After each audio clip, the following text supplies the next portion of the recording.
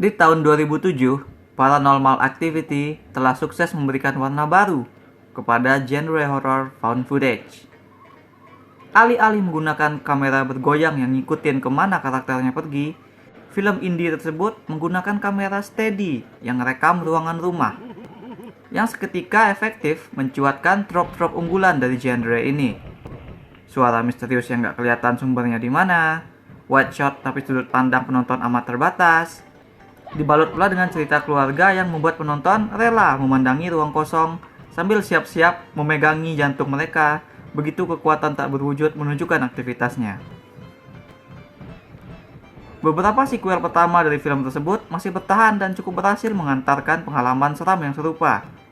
Namun, seperti halnya franchise horor lain, Paranormal Activity jadi gede dan melebar keluar rel, sebelum akhirnya kandas setelah sequel terakhir dinilai sangat poor performance, yaitu Ghost Dimension tahun 2015.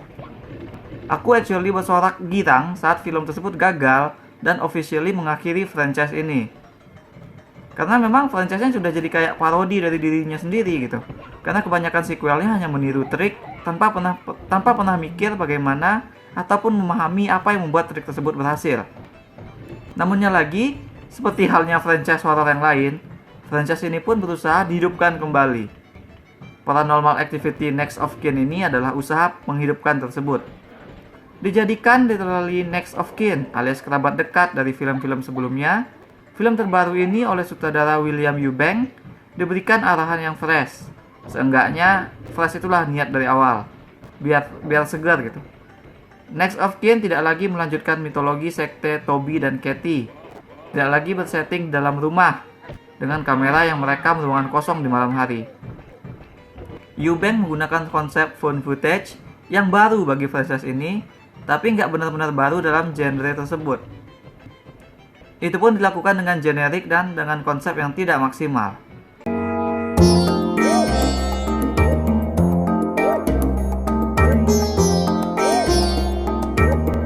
Cerita baru yang diusung oleh film ini adalah tentang Margot, seorang perempuan yang baru saja mengetahui tentang keluarga asli dirinya.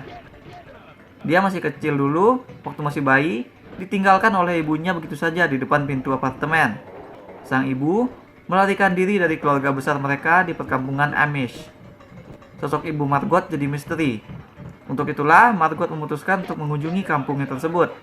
Dia ngajakin pacarnya yang kameramen dan sahabat mereka yang tukang sound. Mereka juga dibantu oleh pemuda dari kampung tersebut yang sedang berada di kota. Nah, lebih dari silaturahmi, Margot ingin memfilmkan kehidupan keluarga besarnya di sana, dengan harapan dia bisa tahu apa yang terjadi dengan ibunya. Nah, dari ringkasan tersebut, kalian melihat ada masalah nggak? Ada red flag nggak yang kelihatan? Ada, yaitu bahwa alasan untuk menjadikan film ini sebuah cerita dengan konsep found footage lemah sekali. Karena untuk apa sih Margot itu bikin film segala gitu? Salah satu struggle dan ultimately jadi kejatuhan bagi banyak film horor bergenre found footage adalah bagaimana memasuk akalkan karakter ceritanya menggunakan kamera sepanjang waktu. Konsep menonton cerita dari tayangan video kamera dalam found footage hanya akan benar-benar menjadi sebuah storytelling yang unik jika bangunan ceritanya sendiri benar-benar dirancang untuk hanya bisa bekerja dengan konsep tersebut. Franchise VHS misalnya, mereka membingkai konsep tersebut ke dalam cerita kasus cult video. Video-video itu yang kita tonton sebagai horror antologi. Atau juga misalnya Paranormal Activity yang original. Ceritanya kan dibuat sebagai kisah tentang pasangan yang mengalami gangguan aneh di malam hari, sehingga mereka memutuskan untuk merekam isi rumah dengan kamera pengintai.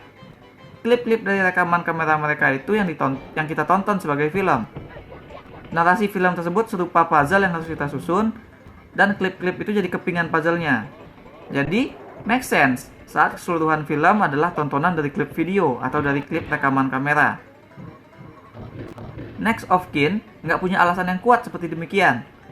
Margot berkunjung ke kampungnya sambil merekam video. Katanya dia pengen bikin dokumenter tentang orang Amish. Tapi selain kunjungan ke kandang ternak, saat mereka berunyu-unyu ria dengan babi yang tampak sangat out of place, kita nggak pernah lagi melihat mereka merekam aktivitas orang-orang. Margot terus merekam, tapi Bahkan setelah penghuni rumah tertidur, dia terus merekam. Karakter-karakter protagonis kita tidak punya alasan kuat untuk terus merekam padahal. Jadi mereka hanya merekam karena ini adalah film found footage gitu. Makanya konsep ini nggak bekerja dengan baik, karena seperti dipaksakan. Atau parahnya, mungkin cerita ini memang sebenarnya bukan untuk found footage, tapi hanya karena ingin dijual sebagai brand dari paranormal activity, maka dijadikan dia pakai POV kamera. Bahkan pada beberapa adegan, kelihatan sekali film ini kesusahan untuk komit dengan konsepnya tersebut. Pada beberapa adegan, kita bahkan tidak tahu kamera cerita dipegang oleh siapa. Contohnya, ada adegan menjelang ending yang there's no way karakter protagonis kita yang ada di layar itu bisa memegang kamera. Tapi kegiatan itu ya terus direkam, entah siapa yang megang kamera gitu. Terus ada juga setup yang aneh. Jadi di awal-awal, karakter memperlihatkan kamera yang canggih kepada anak-anak kampung yang nggak ngerti teknologi itu. Mereka bermain-main dengan mode slow motion. Pakai dijelasin segala deh, berapa frame per second atau istilah-istilahnya gitu segala macam. Nah, payoff dari itu semua adalah saat nanti ada setan dalam cerita ini beneran muncul dan mengejar si karakter, ada momen ketika si setan itu kita lihat bergerak dalam slow motion. Yang berarti kan si perekam itu sempat-sempatnya memakai fitur itu di momen live or death seperti itu. Kan maksa banget.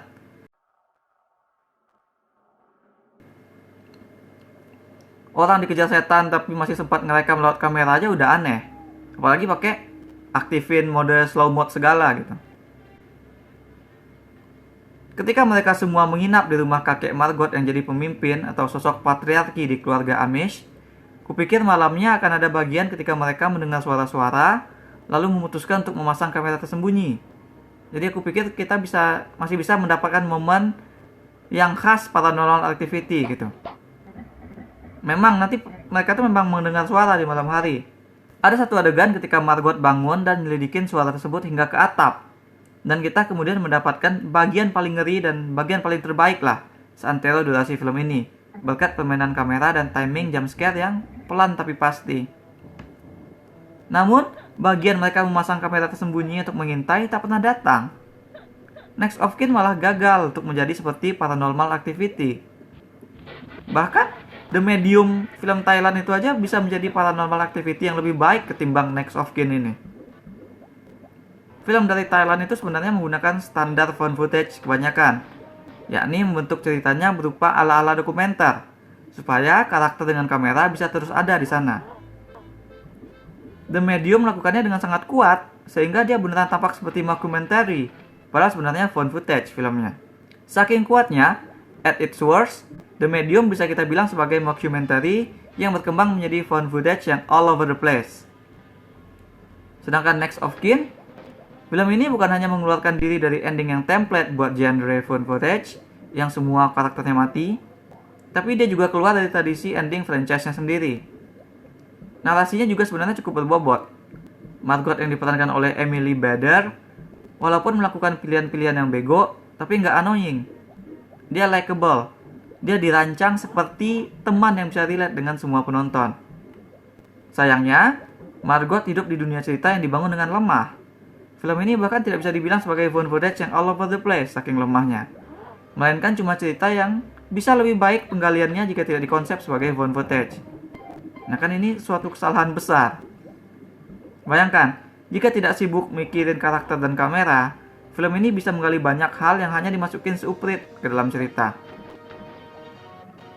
Misalnya tentang budaya orang Amish yang berbeda dengan lifestyle Margot dan teman-temannya yang anak techno banget. Nah ini kan bisa jadi bahasan yang menarik.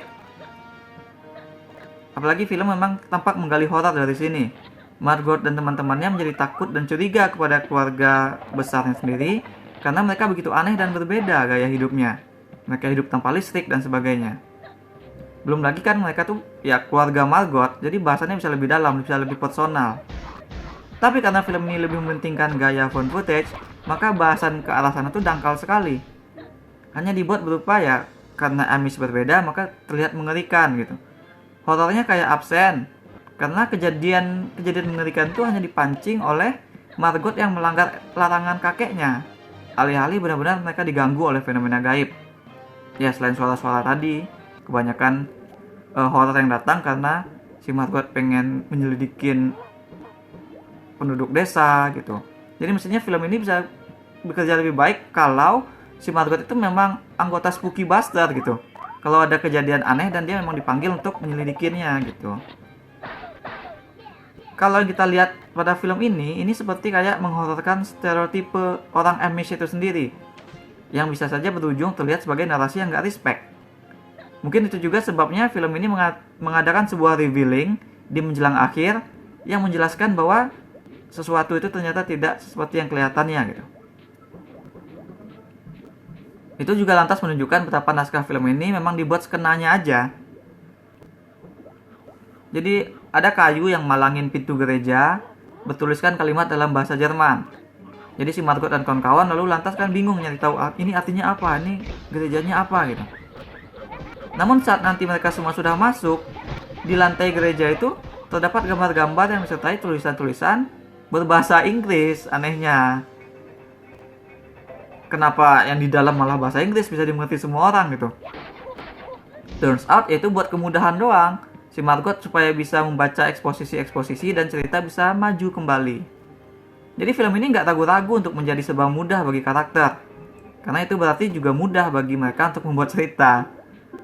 Malah ada adegan ketika karakter mampir ke toko, minjam internet, dan nge-google nama setan yang mereka temukan. Dan dalam waktu nggak lebih dari 1 menit, seluruh misteri dan mitologi film ini terbeber semua, terjawab semua. Udah praktisnya film tuh udah usai di situ. Sisa durasi ya digunakan untuk gila-gilaan doang. Sehingga malah film di akhir-akhir itu jadi kerasa lebih mirip video game horror gitu ketimbang film Paranormal Activity. Film ini ngarap kita bakal puas dengan kegilaan di akhir dan melupakan betapa males dan ngasalnya mereka dalam membangun konsep dan menulis cerita. Bagaimana membuat sesuatu yang tadinya unik tapi lantas menjadi membosankan menjadi unik kembali? Jawaban film ini untuk itu adalah dengan membuatnya menjadi hal basic yang dihindari oleh originalnya sedari awal. Ini kan nggak make sense, nggak masuk logika pembuatan filmnya. Film ini hanya sedikit sekali terasa seperti franchise Paranormal Activity dan sama sekali tidak terasa seperti ada perbaikan. Oke lah, secara teknis memang film ini lebih baik daripada film terakhir Paranormal Activity yang tahun 2015 tadi. Namun secara overall, konsep yang dipakai sangatlah lemah dan nggak klop dengan potensi maksimal yang dimiliki oleh ceritanya. Hasilnya, film ini tampak sebagai usaha yang teramat sangat lemah dalam menghidupkan kembali franchise found footage yang pernah sangat populer. Aku berikan 2,5 dari 10 bintang emas untuk Paranormal Activity Next of Kin. That's all we have for now. Bagaimana pendapat kalian tentang genre horror found footage? Apakah menurut kalian masa horror tersebut sudah habis? Konsep unik apa yang ingin kalian lihat dalam genre ini? Share with us in the comments. Jangan lupa hit like dan subscribe supaya tak ketinggalan review-review dan playthrough lain. Kunjungi motherseed.com untuk baca review dengan lebih detail. Kalian bisa juga kunjungi store Motherseed di ciptaloka.com. Ada banyak kaos dan pernak-pernik custom yang unik, mulai dari film, game, hingga wrestling. Thanks for watching. Remember in life, there are winners, there are losers.